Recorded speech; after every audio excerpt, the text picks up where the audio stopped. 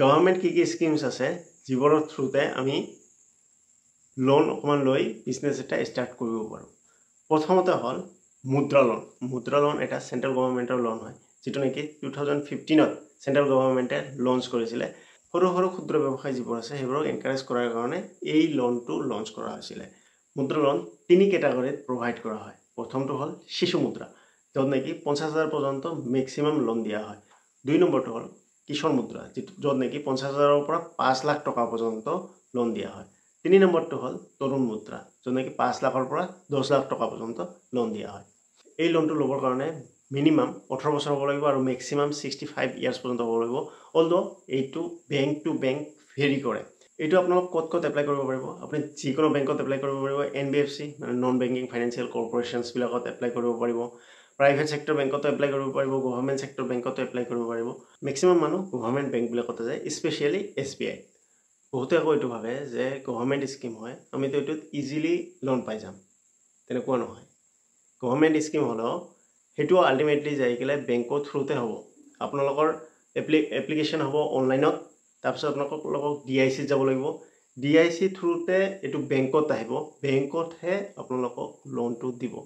বেংকৰ মানুহে ভেৰিফিকেশ্যন কৰিবলৈ আহিব যে একচুৱেলি বিজনেছটো আছে নে নাই, যিখন আপুনি প্ৰজেক্ট বনাইছে সেই প্ৰজেক্ট হিচাপত বিজনেছ আছে নে নাই। তাৰপিছত বেংকৰ একাউণ্ট চাব, বেংক ষ্টেটমেণ্ট চাব, কমপ্লিট ডিটেইলছত চাব যে আপুনি একচুৱেলি বিজনেছ কৰিব নে আপুনি কিবা বেলেগহে ধান্দা লৈছে। তাৰপিছতহে যদি বেংকে ঠিক ভাবে তেতিয়াহ'লেহে এপ্ৰুভ কৰিব, আদাৰৱাইজ বেংকে এপ্ৰুভ নকৰে, আপুনি লোন নাপায়। আৰু এটা গলতফহমি আছে যে বহুতে ভাবে যে 10 লাখ টকা পৰ্যন্ত লোন পায়। 10 লাখ টকা পৰ্যন্ত ডাইৰেক্টলি লোন নাপায়। যদি GST নাই তেতিয়াহ'লে 5 লাখ টকা পৰ্যন্তহে লোন পাব, আৰু যদিহে GST আছে তেতিয়াহ'লে 5 লাখ টকাৰ ওপৰত লোন পাব। ইয়ানি কি 5 লাখ টকাৰ ওপৰত যদি লোন লাগে তেতিয়াহ'লে GST লাগিবই, কম্পালচৰি হয়। GST অকল নাম্বাৰ থাকিলে নহ'ব, GST ৰিটাৰ্ণো ভৰিব লাগিব, তেতিয়াহ'লেহে মুদ্ৰা লোন 5 লাখৰ ওপৰত পাব। এইবোৰ কথা মেক্সিমাম মানুহে নাজানে। আমি প্ৰেক্টিকেল কৰিছোঁ, গতিকে মই এইখিনি কথা বহুত ভালকৈ ক'ব পাৰোঁ। দ্বিতীয় নম্বৰটো হ'ল চিফ মিনিষ্টাৰ আত্মনিৰ্ভৰ অসম অভিযান। এইটো এটা ষ্টেট গভৰ্ণমেণ্টৰ স্কিম হয়, য'ত নেকি 5 লাখ টকা পৰ্যন্ত মেক্সিমাম লোন দিয়া হয়। লোনৰ সময়সীমা হৈছে 7 বছৰ। 7 বছৰ পৰ্যন্ত আপোনালোকৰ লোনটোৰ কমপ্লিট টেনিয়ৰ থাকিব। কোন বয়সৰ এণ্টাৰপ্ৰিনাৰে এই লোনটোত এপ্লাই কৰিব পাৰিব? 28ৰ পৰা 40 বছৰৰ যাৰ আছে সিহঁতেহে এই লোনটোত এপ্লাই কৰিব পাৰিব। আৰু গভৰ্ণমেণ্টে সময়ে সময়ে নতুন নতুন স্কিম আনিয়ে থাকে। ৰিচেণ্টলি এটা স্কিম আনিছিলে য'ত নেকি 2 লাখ টকাকৈ পাব। চ' সেইবোৰ স্কিম সময়ে সময়ে আহি থাকিব, সময়ে সময়ে সেইবোৰ স্কিম চেঞ্জ হৈ থাকিব। কিন্তু এইবোৰ কিছুমান স্কিম আছে যিটো নেকি বহুদিনৰ পৰাই চলি আছে আৰু এইবোৰ চলিয়ে থাকিব।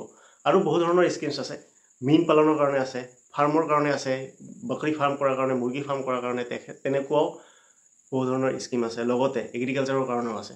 চ' লাহে লাহে আপোনালোকক যদি এইবোৰৰ ভিডিঅ' লাগে তেতিয়াহ'লে কমেণ্ট বক্সত নিশ্চয়কৈ জনাব। আশা কৰিছোঁ মই আপোনালোকৰ যিখিনি ডাউট আছিলে সেই ডাউটখিনি মই ক্লিয়াৰ কৰিব পাৰিছোঁ। আৰু চবতকৈ ডাঙৰ কথা, আপোনালোক এইটো কথা মনত ৰাখিব যে বেংক এটাই কি বিচাৰে? বেংক লোন দিয়াৰ কাৰণে সাজু, কিন্তু আমাৰ প্ৰফাইলখিনি ভাল নাথাকাৰ কাৰণে আমি লোনখিনি ল'ব নোৱাৰোঁ। যোনে যোনে চাকৰি কৰা নহয় সিহঁতৰ কাৰণে প্ৰফাইলটো ভাল ৰখা বহুতেই প্ৰয়োজন।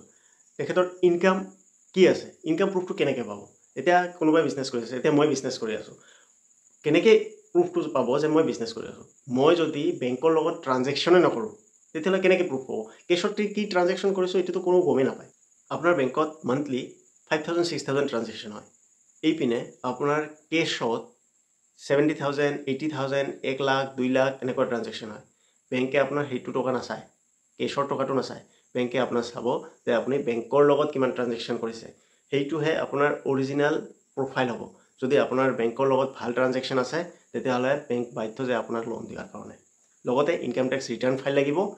এই ডকুমেণ্টছখিনি যদি ঠিকে থাকে তেতিয়াহ'লে আপোনাৰ লোন হ'ব। চ' এই বস্তুখিনি সদায় মনত ৰাখিব। বেংকৰ ট্ৰানজেকশ্যনখিনি ভাল ৰাখক। মিনিমাম 6ৰ পৰা 8 মাহ। 2 মাহত ভাল কৰিলে নহ'ব। কিছুমান মানুহৰ এনেকুৱা আছে, আগতে ভাল আছিলে, 2 মাহ বেয়া হৈছে, লোন নাপায়। ঠিক আছে, কেতিয়াও আপুনি বাউন্স নকৰিব। আপোনাৰ যদি এক্সিষ্টিং লোন আছে বাউন্স নকৰিব। কেতিয়াও আপুনি অভাৰডিউ নাৰাখিব। এইকেইটা বস্তু ভালকৈ মনত ৰাখক। লগতে বহু মানুহে আহি গ'লে কয় যে মইতো আজি পৰ্যন্ত লোন লোৱা নাই, তো মই লোন পাম নে নাপাম?